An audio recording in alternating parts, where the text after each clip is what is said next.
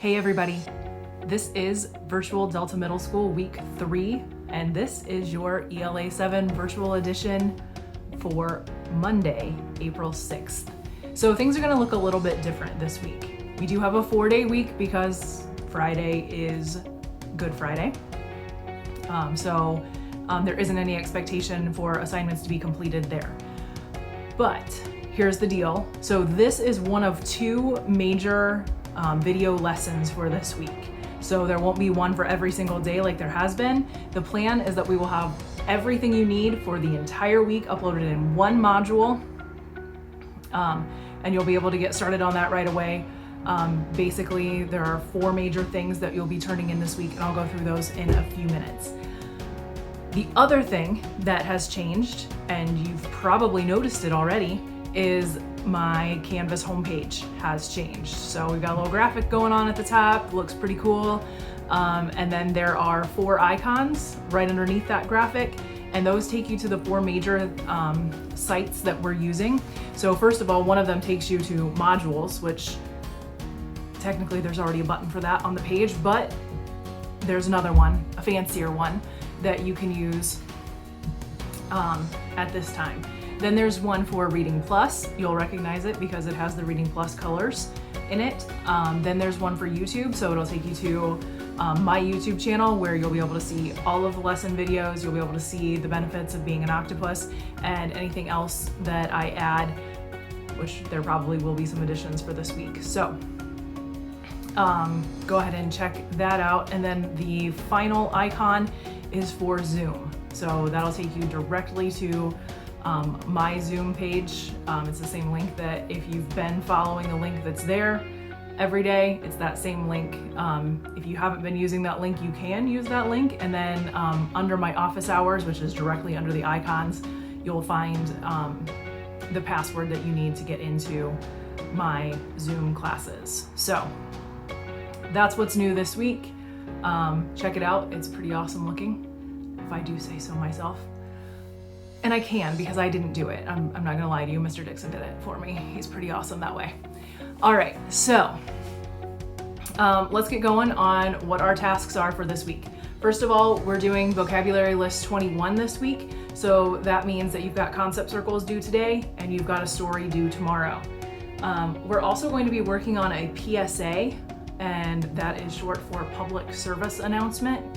So that's actually what the other major video for this week is about, is the PSA. So I'm actually not really going to cover that in this one at all, except to say that you should definitely be watching the other video that we put out. There actually will probably be 2. You should definitely be watching those because they're going to help you out a lot with being able to complete the other assignment for this week. We are also still doing Reading Plus, since I'm taking it pretty easy on everything else. There's no major reading assignment or anything like that. We're still doing full Reading Plus this week. And then finally, as always, read. You can do as much of that as you want. All right, so let's talk about our vocab list. Maybe, if I can move my screen here. All right, so vocab list 21 starts with the word abolish. Did you say it? I hope you said it. Abolish means to do away with. So we're actually just going to take the 2 off the front of that. I know that's our indicator that it's a verb, but we are going to take that 2 off so that then we've got our 3 words. Do away with. That's going to be our definition in our concept circles. So as I just mentioned, abolish is a verb. And its connotation is pretty neutral. You'll find that we've got a lot of kind of neutral words this week. So think of an example of something that has been abolished, maybe in your personal life, maybe in history, for instance. And then, of course, if you're struggling to come up with an example, use the example sentences here to help you come up with something. All right, second word, qualms. Qualms means feelings of uneasiness or doubt. So we're going to do 2 definitions there. So feelings of uneasiness, feelings of doubt. Okay, 2 definitions. Qualms is a noun and its connotation is negative. So think of an example of something that gives you qualms. that should be what goes in your example box. And remember that we start in the top left box with a definition, and then we move to the top right box with either a definition or a synonym. Then we move to the bottom left with either a definition or a synonym, and then example goes in the bottom right box in our concept circles. All right. Coincidental. It means happening by chance. So obviously we've just got one 3-word definition right there. We don't have to do anything special. Part of speech for coincidental is an adjective. It describes. And then connotation on that is also neutral. If something's coincidental, it might be good, it might be bad. Who really knows? Well, I mean, you do if you're in the situation, right? All right, so think of an example of something that might be described as coincidental. All right, our 4th word is benevolent.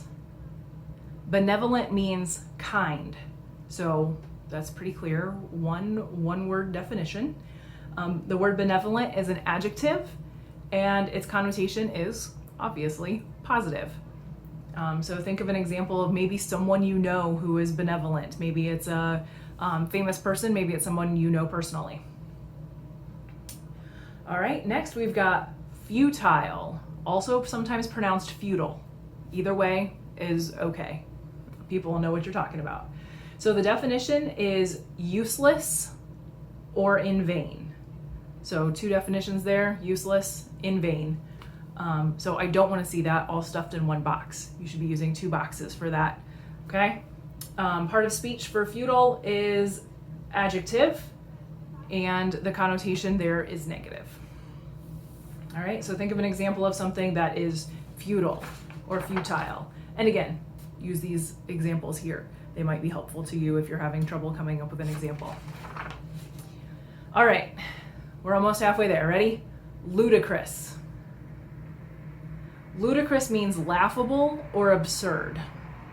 So 2 definitions there, laughable, absurd. And our part of speech is an adjective, and connotation is usually negative, usually pretty negative. So I'm not really sure why a rapper would choose to call himself that, but he did. So here we are. All right, ready to flip to the other side? So our 7th word is ambrosia. Ambrosia means food of the gods in Greek and Roman mythology, something that tastes or smells really delicious. So we're going to do 3 definitions here. Food of gods is our first one, food of gods. After that, we're going to use tastes delicious, something that tastes delicious. Smells delicious is our other one.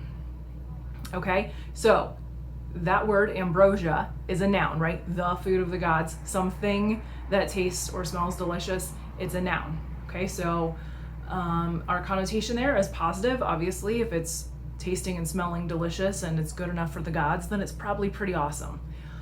So think of an example of something that you might describe as ambrosia, that you might call ambrosia. All right. Next up, incensed. Incensed means angry, enraged. So that's 2 definitions, angry, enraged. Part of speech is an adjective, and the connotation is negative. All right, next up, stringent.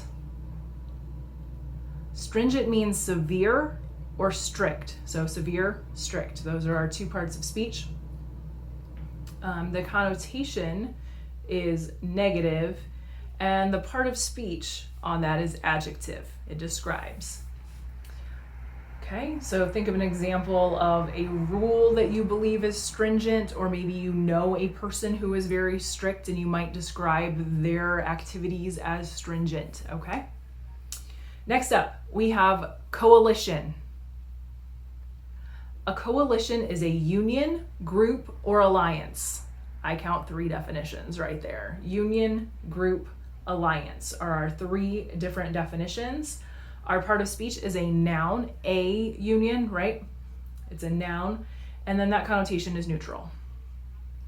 Okay, so think of an example of a coalition. I'm sure you can think of some that have been in the news recently trying to get the best possible for their employees or the people who are part of the union that they represent. Okay, Now we're on to our bonus words, 2 to go.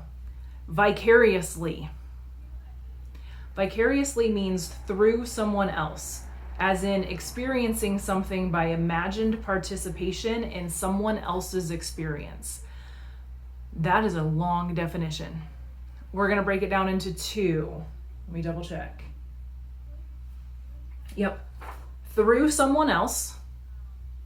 Okay, so you see that in the first 3 words there. Through someone else, and then someone else's experience.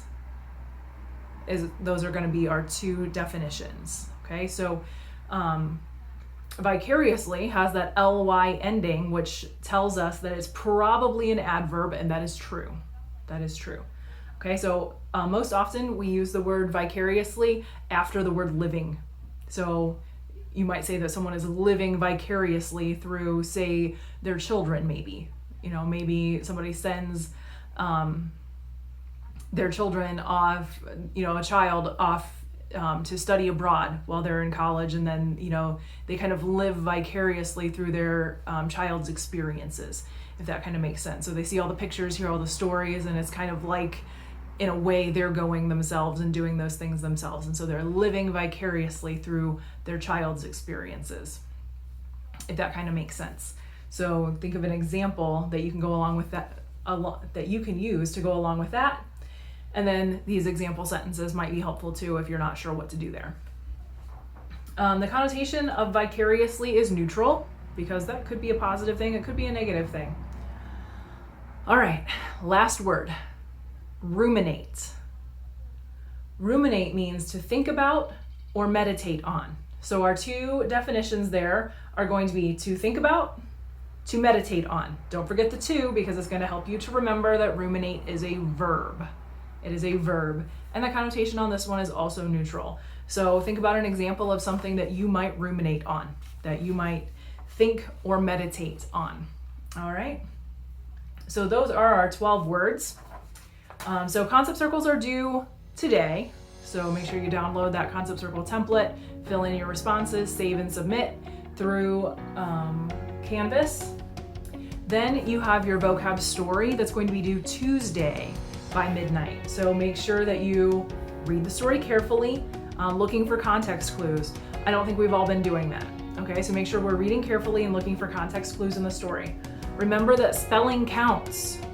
Okay, spelling counts. You need to make sure that you're spelling those words correctly. You have the list that you can use to help you with that. And then putting the correct endings on vocab words as you're filling in the blanks, you need to make sure that you're doing that as well. When you get to the story ending, don't forget that that should be 5 sentences, because you need to include context clues that show that you know what the words mean. People are not doing that, okay? So you will lose points there if you're not using those context clues, if you're not giving a 5-sentence ending to the story, not just I'll just throw a few sentences in and say it's good enough.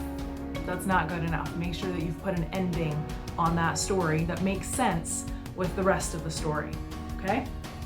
And then finally, proofread and reread to make sure that everything that you've put in place makes sense, okay? Make sure that you're checking your work, make sure that you're remaining diligent, even though I'm not standing there right over your shoulder or talking to you every day about it and everything like that, okay? Please make sure that you're still remaining diligent because you are still responsible for these words and your understanding, okay? Watch the video lesson about the public service announcement. That's next on our list. Make sure that you're watching those videos. Again, you have a full Reading Plus assignment this week, so make sure that you're getting on that. If I were you guys, I would just a little bit every day, right? There's 4 stories, 2 vocab. One day, do a story. The next day, do a story. The third day, do just do your vocab. The following day, finish it up with a story. Okay? There's no need for you to be spending like 4 hours on a Sunday trying to get it done. Okay? And again, if you put it all off until Sunday and you get put on hold, there's no guarantee that I check my email. I'm technically not on duty on a Sunday. Okay? So there's no guarantee that I'm going to be online and checking my email in time to save you. Okay? So please make sure that you're planning ahead and being smart about this, okay? So, concept circles due today, vocab story due tomorrow, PSA due by Thursday, and reading plus due by Sunday. But please don't wait until Easter Sunday to do your reading plus. Okay? All right. So, as always, if you have questions, email ddixon@pdys.org. Message me on Canvas, or you can log into office hours from 10 to 11 and 1 to 2, Monday through Thursday this week. I will not be online on Friday. All right. Well, I hope you have a great week. And as always, do your best.